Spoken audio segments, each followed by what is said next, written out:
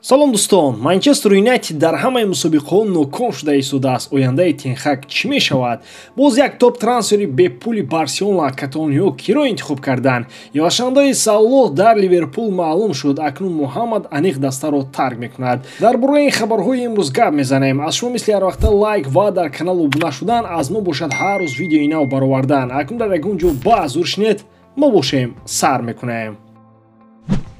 ҳамаи чиз ба сӯи он меравад, ки Наполи як дастаи дигаре мешавад, ки дар мавсими аввал таҳти роҳбарии Антонио Конте худро дигар кардааст. Компаньянҳо чемпионатро бо шикасти ногаҳонӣ бар Верона 0-3 оғоз карданд, аммо ин фиаско шикасти аввалин ва то ҳоли ягонаи адзуриҳо дар серия А шуд. Имшаб неаполитянҳо бояд бо дебютанти серия А Комо рӯбарӯ шаванд, ки онҳо давоми 3 давр мағлуб нашуда ва дар ду вохӯрии охир ба дарвозаи ҳарифон 3 голӣ заданд. Оё дастаи Сес Фабрегас метавонад шогирдони Антонио Контеро боз доранд? Прогнози ман дар ин бозии тотал болше 2.5 бо коэффициенти 1.75. Шумо метавонед фаворити худро дар 1x интихоб намоед. Ин ширкат чандин сари сол мешавад, ки кору фаъолият дорад ва беҳтарин шароитҳоро фароҳам меорад. Танҳо дар мо ва танҳо барои шумо мо промо тайёр кардем бо номи AMG 0777, ки шумо метавонед дар аввалин пардохти худ то ҳаҷми 8000 сомонӣ бонус ба даст оред. ссилкаи зарурӣ дар комментарии ин видео.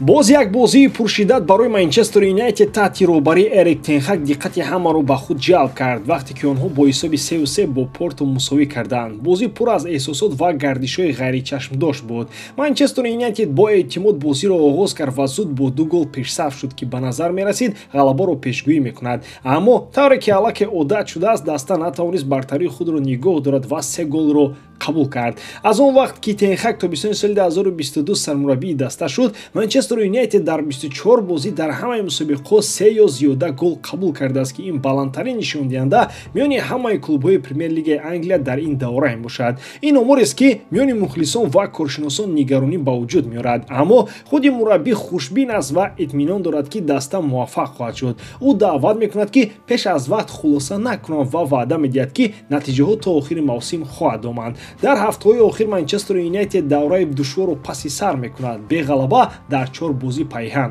ғалабаи охирин 17 сентябр дар бозии ҷоми лигаи Англия бар зидди Барнсли ба даст оварда шуд, ки дар он ҷо манкуниянҳо рақибро бо ҳисоби 7-0 шикаст доданд. Аммо сарфи назар аз мушкилоти ҷорӣ, Тенхак қайд мекунад, ки даста якдилӣ ва хоҳиши мубориза бурданро нишон медиҳад. Эрик Тенхак инчунин зарурати беҳтар кардани бозии ҳимоявӣ ва доштани тӯбро таъқид кард. ӯ итминон дорад, ки даста қобилияти ҳимоя карданро дорад ва метавонад ба сатҳи муқаррарии бозӣ баргардад. Харри Магуайр, капитани даста, мураббиро дастгирӣ намуда таҷриба ва эътимоди ӯро қайд мекунад, ки Тенхак медонад, ки чӣ гуна бо фишор мубориза барад.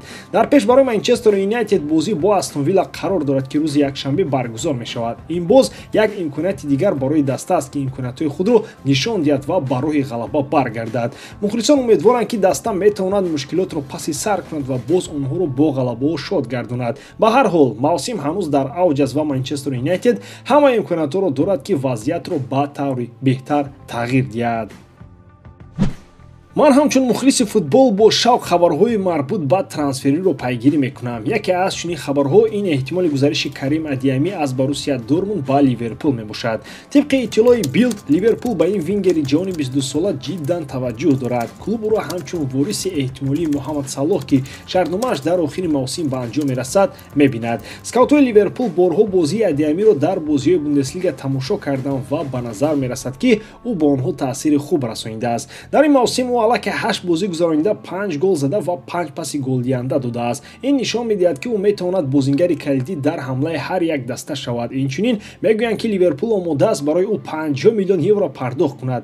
албатта ин маблағи ҷиддӣ аст, аммо агар сину сол, истеъдод ва дурнамоии ӯро ба назар гирем, шояд ин қадами дуруст бошад. Адиами метавонад ба даста тозагӣ ва динамика ворид кунад ва шояд пешвои нави хатти ҳамлаи сурхо шавад. ҷолиб хоҳад буд, ки ин вазъият чӣ гуна рушд мекунад ва чӣ гуна ба бозии Ливерпул дар оянда таъсир мерасонад. ҳоло дар ҷаҳони футбол овозҳо ва эҳтимоли гузариши бозингарон ҳамеша таваҷҷӯҳи мухлисонро ба худ ҷалб мекунанд. Яке аз чунин мавзӯи доғ ин эҳтимоли гузариши Ҷонатан Дэвид ба Барсиона мебошад. Маълум аст ки клуби каталонӣ нақша дорад ки дар соли оянда ҳайати худро қавӣ гардонад, махсусан пас аз бардошта шудани маҳдудиятҳо дар хароҷот. Яке аз мавқеъҳои калидие ки Барса ба он диққати махсус медиҳад мавқеъи ҳамлагари марказӣ аст. Ин ба он вобаста аст ки шартномаи Роберт Левандовски дар охири ин мавсим ба анҷом мерасад ва клуб ҳанӯз қарор накардааст ки оё шартномаро бо ҳамлагари полшӣ ки дар моҳи август 37 сола мешавад дароз кунад ё ин ки не. Дар байни номзадҳои эҳтимолӣ барои иваз кардани Левандовски чанд бозингар дида мешавад. Яке аз онҳо Виктор Докереш аз Спортинг аст, аммо гузариши ӯ метавонад ба клуб маблағи зиёде талаб кунад. Аз ин рӯ Барсиона вариантҳои дастрас ва ояндадорро меҷӯяд ва дар ин ҷо Ҷонатан Дэвид ба саҳна мебарояд. ҳамлагари 24-солаи канадӣ ки дар Лил бозӣ мекунад метавонад тобистони оянда бозингари озод гардад, зеро ӯ ният надорад шартномаи худро бо клуби фаронсавӣ дароз кунад сарфи назар аз пешниҳодҳои онҳо. Ин эҳтимоли гузариши ӯ ба Барсионаро бештар ва барои каталониё молиявӣ фоидабахш мекунад. муҳим аст ки зикр шавад ки Дэвид на танҳо таваҷҷӯҳи Барсиона балки клубҳои дигар аз ҷумла Ювентус ва баъзе дастҳо аз Лигаи Премияри Англияро низ ҷалб кардааст. дар мавсими ҷории Лигаи 1 ӯ аллакай тавонистааст дар 6 бозӣ 5 гол занад ки ин танҳо самаранокӣ ва потенсиали баланди ӯро тасдиқ мекунад. ҳамин тавр Ҷонатан Дэвид метавонад барои Барсиона як қувваи хуби нав гардад ва ба клуб дар расидан ба баландии нав кӯмак расонад. ҷолиб хоҳад буд ки аз рушди ин вазъият ва чӣ гуна мубориза бурдани клубҳо барои ин бозингари боистеъдод пайгирӣ кунем. ба ҳамин тамом бовар дорам ки эҷодкории ман ба шумо писанд меояд. лайк, комментария ва дар канал обуна шуданро аз ёд набароред. бо шумо мисли ҳар вақта Муҳаммад Гаиров. хай бародарон, дар паноҳи Аллоҳ.